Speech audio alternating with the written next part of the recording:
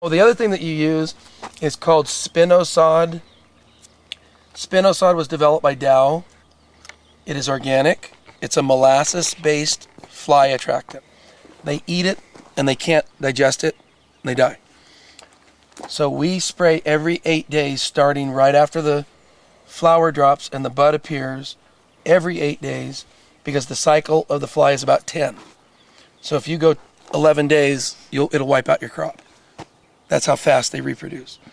So if you use your passive trap and spray every 8 days, you really have to spray. Even if it's a Saturday or Sunday, you have to spray. You'll have 99.9% no fly. It's that effective. So for farmers out there who don't spray, they're getting wiped out by the fruit fly. Just about everybody now understand. That's what does she call it? My wife has names for everything. He thinks he's so hot. Let's check him out, man. He struts his stuff. There's only one rooster, with all of his fly girls in there.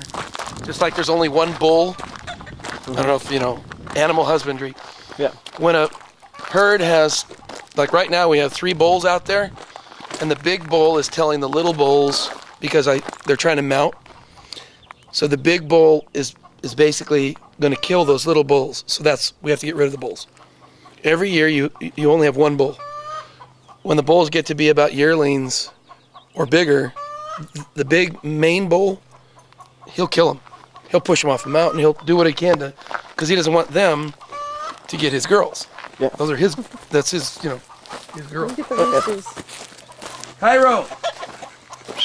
Cairo!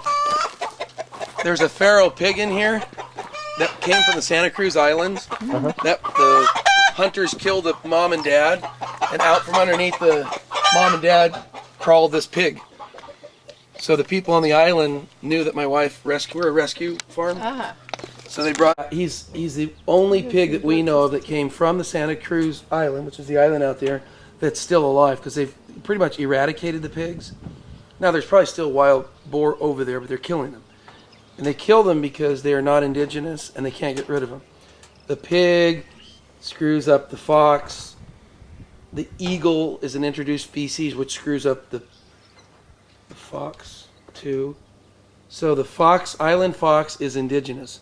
So there's botanists that live out there, are trying to get rid of the eagle, the pig, the eucalyptus. There's all kinds of issues. But in order to make Santa Cruz Island, see the hens, or the mud sparrows? Yeah. We used to hate them, and then this guy from Spain came here, Ricardo de la Serna. He's a real important olive guy, and he walked into my house and he goes, look. His son Kiko's there.